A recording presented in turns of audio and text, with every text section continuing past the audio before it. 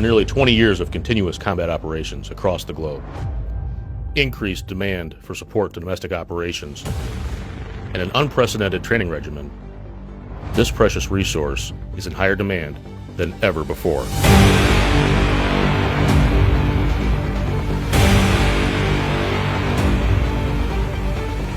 As we demand more of this resource, it is incumbent upon us to be good stewards. This resource, the most valuable weapon system on the battlefield, our soldier. We must invest in the next generation of PPE. The time is now to invest in them, providing everything they need to win our nation's wars and return home healthy. We will prevent injuries, physical readiness shortcomings, and a culture of apathy. We have a responsibility to prepare soldiers, both physically and mentally, for the rigors of real-world missions, both at home and abroad, while also creating a roadmap for peak performance, readiness, and resilience.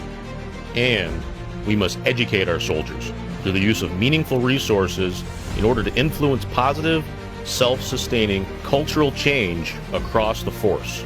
This investment ensures we enhance soldier lethality and readiness, optimize physical and non-physical performance, reduce injury rates, rapidly rehabilitate and recondition injured soldiers, and improve overall soldier and unit morale and effectiveness. But today's battlefield exists across multiple domains, and total victory does not reside on a single front alone. So we will operate across 5 domains in the pursuit of victory. Physical readiness, to build tactical athletes capable of meeting the increasing demands of modern combat. nutritional readiness, to educate soldiers on how to properly fuel and hydrate for every mission. mental readiness, giving soldiers techniques to improve cognitive thinking skills, emotional control, and interpersonal skills. spiritual readiness, to develop the personal qualities needed to sustain soldiers in times of stress, hardship, and tragedy. and sleep readiness. To give soldiers sleep principles and techniques for maintaining the health of their most important body part, the brain.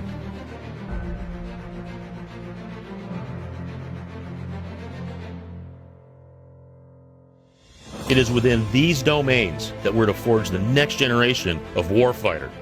We are standing at the precipice of historic cultural change. Through innovative and collaborative research and development, the Army National Guard has the opportunity to seize this moment and usher in a new era of soldier performance and wellness. The Army National Guard will be on the cutting edge of this revolutionary transformation.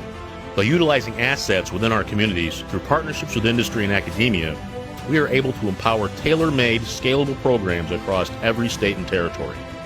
The Army National Guard is empowered to utilize partners in technology, equipment, and training, ultimately driving innovation across the total Army. This is holistic health and fitness, and it is here where we will build the next generation of the American warfighter. It's a new day in the Army National Guard. Will your team be ready for it?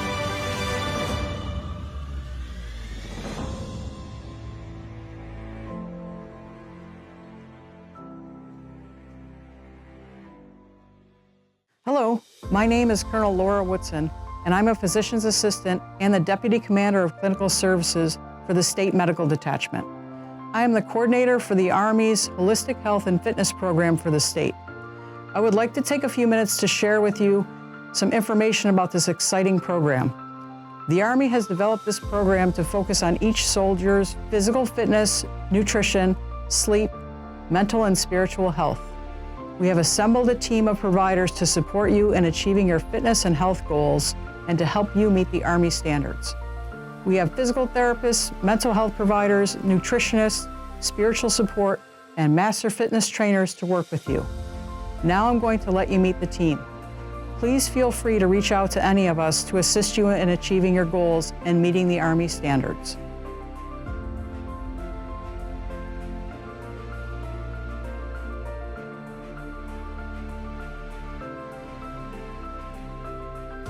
Soldiers, Lieutenant McAfee here, licensed clinical social worker and newest behavioral health officer for the Vermont Army National Guard.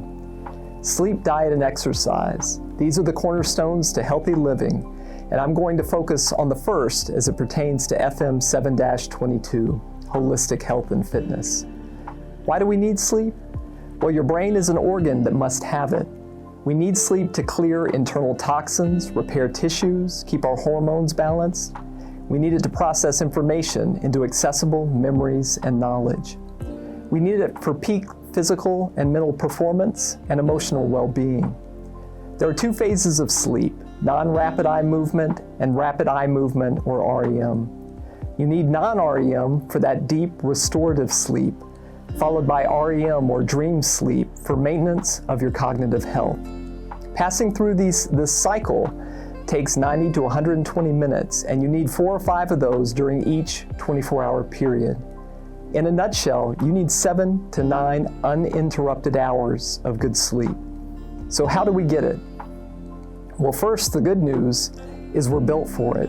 We are diurnal creatures who accrue homeostatic sleep load during the day, which can be naturally discharged at night as our circadian signals, which are tied to daylight and darkness, begin to fall.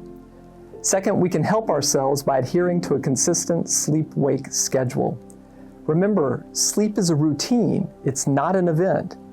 Sleep hygiene, you might have heard the term, refers to creating an environment and a set of actions that are conducive to proper rest, such as avoiding alcohol, caffeine, and nicotine leading up to bed, and having a quiet, darkened room at 65 degrees into which you can retire.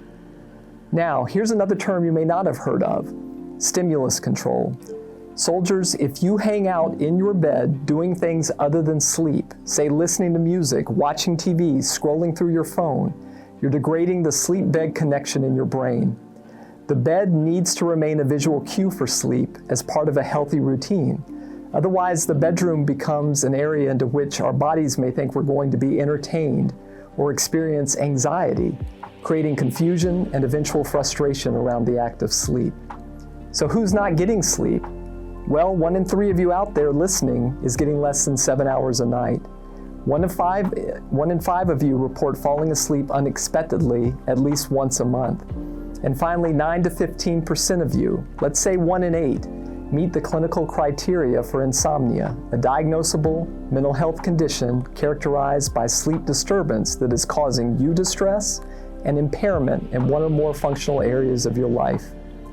Keep in mind, insomnia is different from insufficient sleep, which is when your ability to sleep is not impaired, but your opportunity to get sleep is limited by external factors. For example, working a double shift or caring for a sick infant, or getting up for SRC. Contrast that with insomnia, where individuals who have adequate opportunity for sleep find their ability to fall asleep or stay asleep is compromised. Soldiers not getting adequate sleep is debilitating. It can impair your judgment, decision-making, and situational awareness. It can make it hard to concentrate, make you irritable and slower. It can lower your resiliency to handle stress and facilitate the development of certain mental health conditions, such as PTSD or depression, if given the right set of circumstances.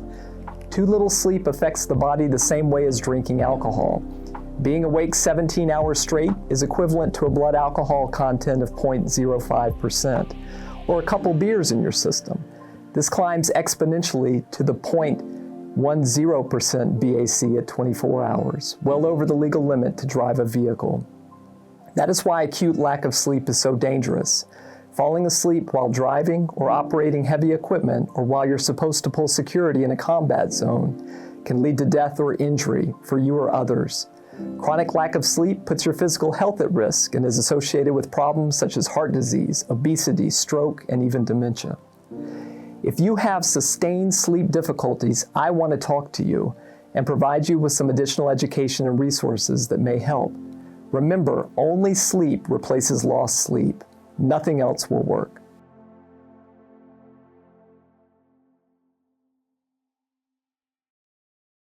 I'm Captain Ryan Zabinski, the dietitian on the H2F team, here to support anyone with diet and lifestyle changes.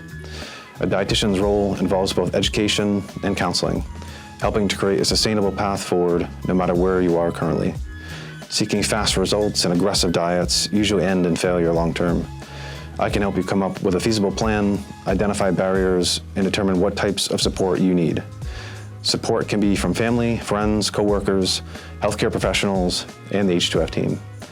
Sadly, most people fail long-term with their nutrition goals. Using a network of support to create lasting changes will greatly increase your chances for success.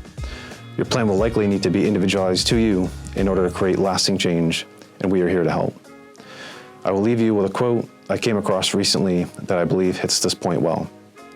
Early wins come easy, lasting wins require a lifestyle.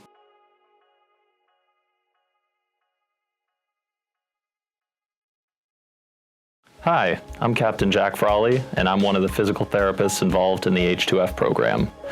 The H2F program is the Army's primary tool to promote soldier readiness, and our goal is to empower you to take charge of your health, fitness, and optimize individual performance while preventing injury and disease. 55% of soldiers will experience a musculoskeletal injury every year. As physical therapists in the program, it's our job to help you understand what is going on and establish a path to recovery. Once resolved, we can help assist in preventing future injury or optimizing your training and performance goals. The intent is that you have the support you need to help achieve your goals or address your deficits. You would be a good candidate to meet with us if you're experiencing an injury that has not resolved, experiencing pain or symptoms that limit your ability to perform your military duties, or you have concerns regarding your mobility, strength, or function. Additionally, we can meet with people who failed or struggle to pass the ACFT or any of the events, or who have specific fitness goals they need help achieving.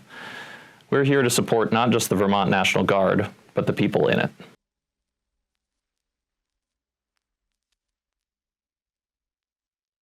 Hello, my name is Staff Sergeant Yolande Allen Mormon. I'm the Master Fitness Trainer for the Vermont National Guard H2F program. The MFT is not merely a course to enhance physical prowess. It is a crucible that molds physical fitness leaders into teachers for their respective units. As soldiers, we understand that our physical fitness is a direct reflection of our readiness and ability to defend our state and nation. The Master Fitness Trainer course ensures that our ranks are filled with leaders who can inspire, guide, and mentor their peers in achieving optimal fitness levels. By investing in this training, we are not just strengthening our bodies, but fortifying the very foundation of our Vermont National Guard's preparedness and vitality. Consider reaching out to us and learning more about the two-phase Master Fitness Trainer course and put the Vermonters ahead.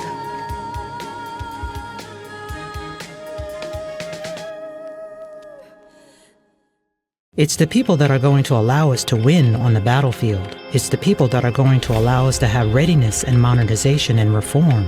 And that's what we're committed to as we move forward.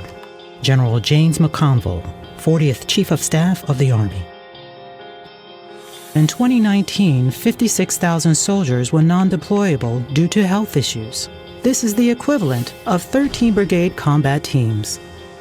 17% of active duty soldiers and 25% of Reserve and National Guard soldiers are obese, which makes them more likely to experience injury and be medically non-deployable.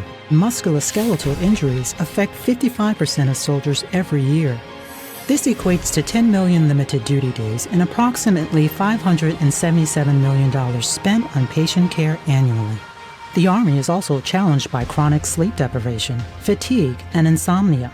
In fact, 1 in 20 soldiers rely on prescription sleep aids. Holistic Health and Fitness System, or H2F, was developed to tackle these issues. The H2F system will optimize readiness, reduce injury rates, improve rehabilitation after injury, and increase the overall effectiveness of the total Army. H2F provides the Army a single governance for our numerous health and wellness programs, enabling our commanders to improve soldiers' health and readiness.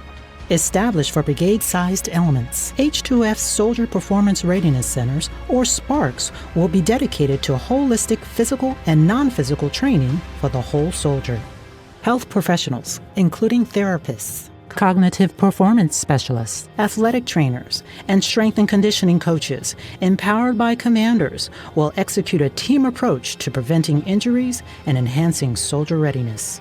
H2F will provide an unparalleled return on readiness. Field test units have already demonstrated significant improvements over the last 12 months. A 10% reduction in musculoskeletal injuries could add a full brigade combat team to the battlefield, and a 1% reduction in the non-available rate would add a battalion-sized ready force. These reductions also provide $30 million in cost avoidance in non-mission capable assets. There's no better investment now than in the health and fitness of our soldiers, and H2F enables our commanders to deliver the CSA's #1 priority, taking care of the Army's people. People are always my #1 priority. Our Army's people are our greatest strength and our most important weapon system. General James McConville, 40th CSA.